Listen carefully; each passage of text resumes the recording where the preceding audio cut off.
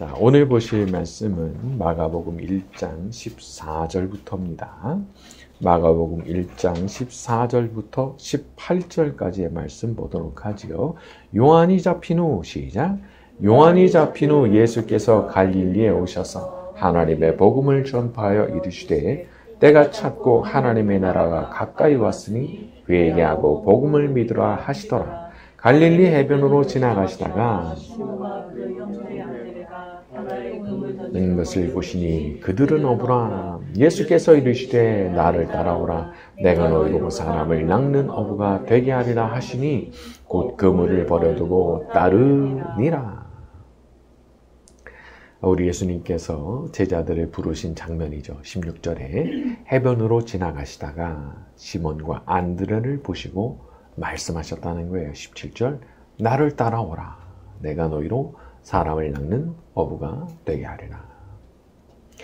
여러분, 우리가 항상 기억해야 되는 것은 제자들이 주님을 찾은 게 아니고 주님께서 제자들을 찾아오셨다는 사실입니다. 그러니까 이렇게 그 사람을 그 제자로 삼으시는 일에 대해서 주도권이 누구에게 있으신 거예요? 우리 예수님께 있으신 거예요. 나한테 있는 게 아니에요. 때로는 우리가 우리 자신에 대해서 아주 실망하고 참 낙심이 될 때가 있죠. 내가 이렇게 부족한 인간인데, 참 내가 이렇게 못난 인간인데 내가 어떻게 예수님 제자라고 할 수가 있을까? 그런 생각 들 때가 있죠. 근데 요한복음 15장에 보면 이런 말씀이 있어요. 너희가 나를 택한 것이 아니야. 내가 너희를 택하여 세웠나니. 너희가 택한 거 아니라는 거예요. 내가 너희를 택했다. 예수님 아주 분명히 말씀하셨거든요. 우리도 마찬가지죠. 내가 예수님 믿고 예수님의 제자가 되고 하늘로부터 성령을 선물로 받고, 여러분 이거 그냥 된 거 아니에요. 우리 예수님께서 우리를 택해 주셨기 때문에 이게 된 겁니다. 그래서 우리가 희망이 있어요. 내가 너무 부족하지만, 내가 너무 못난 사람이고 같은 실수를 계속 반복하는 사람이지만, 그럼에도 불구하고 날 택하신 분이 예수님이시거든요. 그러니까 예수님께서 그냥 택하실 이유가 없잖아요. 예수님 부르셨던 12제자 생각해 보세요. 직업도 어부예요, 어부. 심지어 세리들도 들어있어요. 잘난 사람이 없어요.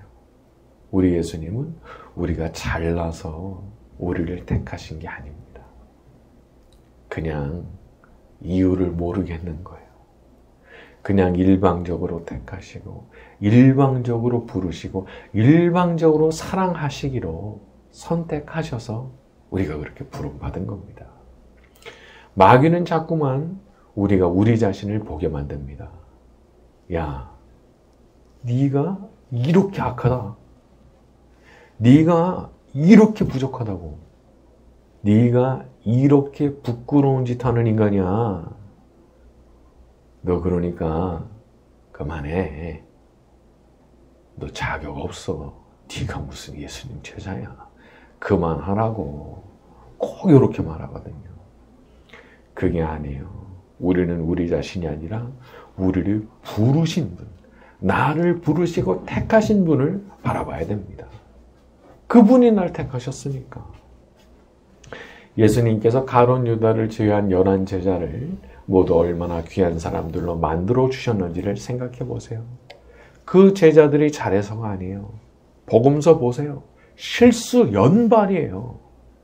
그렇게 창피할 정도로 이거밖에 안 되나 싶을 정도의 모습을 복음서에서 제자들이 계속 보여요. 하지만 그분께서 만들어 주시니까 결국에는 된 거거든요. 여러분, 우리에게도 만들어 주시는 역사가 있습니다. 만들어 주시는 역사. 그 원래는 안 그랬거든요.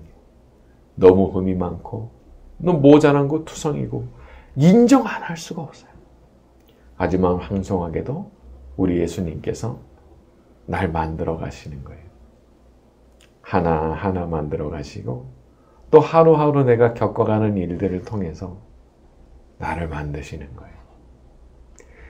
생각해보면 너무 고맙고 감사한 겁니다. 날 버리지 않고 계속 만들어가 주시니까 말이죠. 비록 우리가 모든 면에서 부끄러운 것이 너무 많은 사람들이지만 우리를 택하신 예수님께서 여전히 오늘도 우리를 붙드시고 우리를 만들어가고 계시는 줄로 믿습니다. 자, 우리 19절과 20절입니다. 조금 더 가시다가 시작. 조금 더 가시다가 세베대 아들 야고보와 그물을 깁는데 곧 부르시니 그 아버지 세베대를 품꾼들과 함께 배에 버려두고 예수를 따라 가니라. 우리가 예수님을 전심으로 따르려고 하면 버려야 되는 게 있습니다. 20절에 아버지 세베대를 배에 두고 예수를 따라가니라. 앞선 18절에도 그물을 버려두고 따르니라. 예수님의 제자들에게 한 가지 칭찬할 만한 부분이 있었다고 하면 그것은 모두가 자기 삶의 모든 걸 제쳐두고 일단 예수님을 따랐다는 거예요. 일단 버리고 따라요. 버리고 따라. 사실 우리들한테는 버리고 싶지 않은 것들이 존재합니다. 내가 이것만큼은 이건 진짜 내가 포기 안 되는데 나 이거 없으면 안 되는데 그런 생각 드는 거 있죠. 그 마치 어린아이가 부모가 그거 나한테 줘 얘기를 하는데 자꾸 뒤로 감추는 거예요. 계속 뒤로 감추는 거예요. 근데 그거를 내놔야 되는 거더라고요. 내가 정말 놓지 못하는 거 있죠? 여러분 그거 뭔지 아세요? 그게 우상이에요. 다른 게 우상이 아니에요. 내 마음속에 예수님보다도 더 소중하게 생각하고 내가 예수님 따르는 일보다 더 좋아하는 거. 그게 우상이더라고요. 참 이게 어려운 겁니다. 감정적으로 어려워요. 머리는 알죠. 근데 이 감정이, 이 심장이 그걸 못 놔요. 포기를 못해요. 근데 요한복음 12장에 이런 말씀이 있어요. 내가 진실로 진실로 너희에게 이르노니 한 알의 밀이 땅에 떨어져 죽지 아니하면 한 알 그대로 있고 죽으면 많은 열매를 맺느니라. 안 죽어? 한 알 그대로 있는 거야.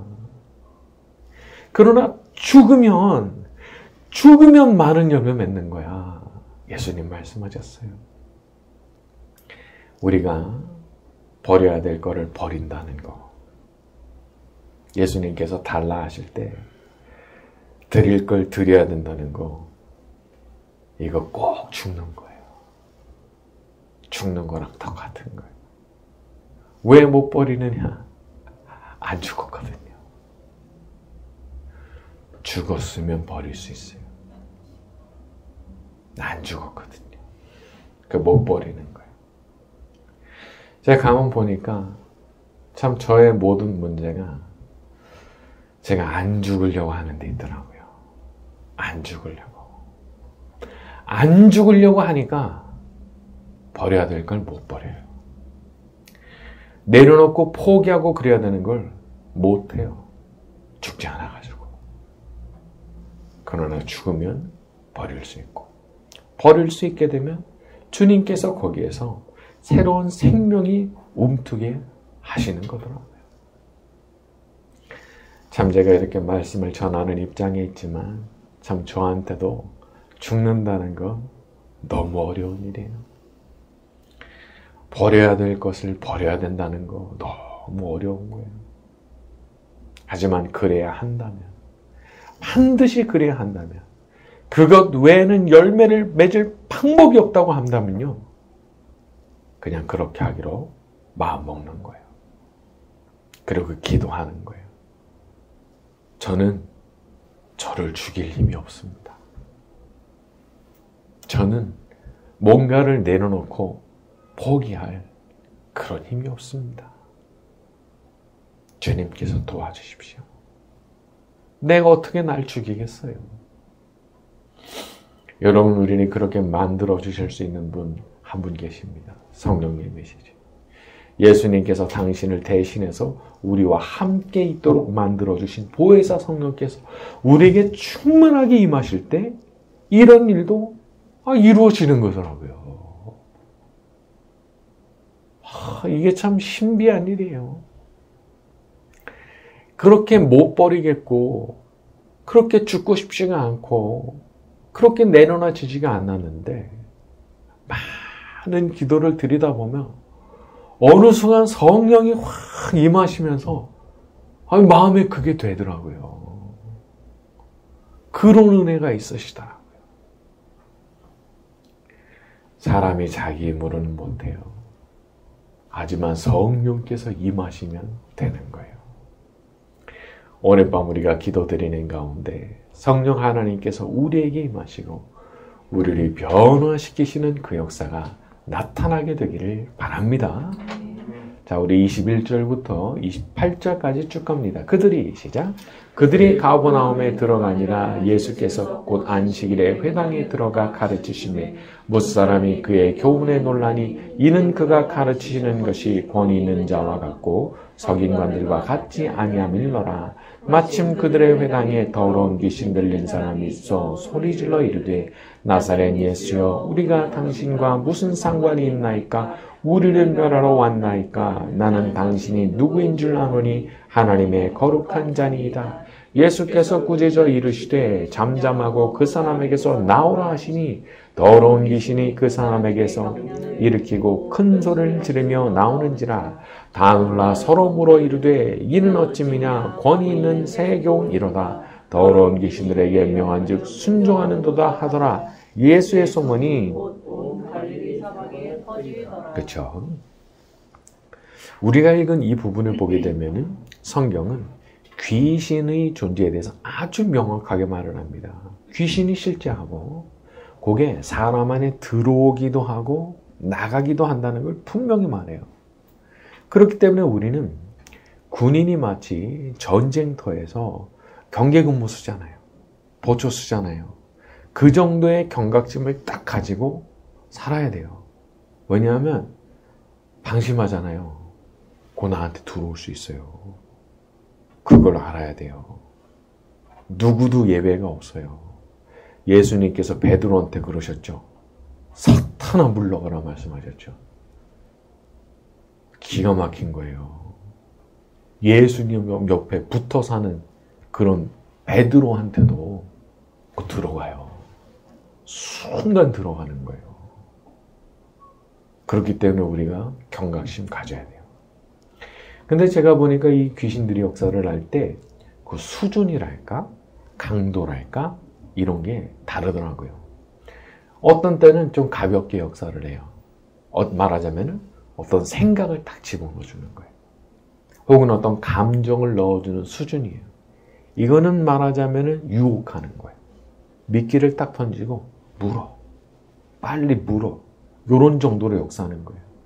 근데 어떤 경우는요.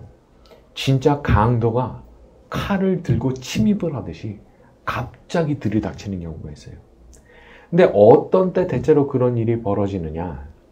사람이 극심한 스트레스 상태에 있을 때 혹은 어떤 외적으로 굉장히 충격적인 일을 받으면서 사람이 넋이 나가버릴 것 같은 때 있죠?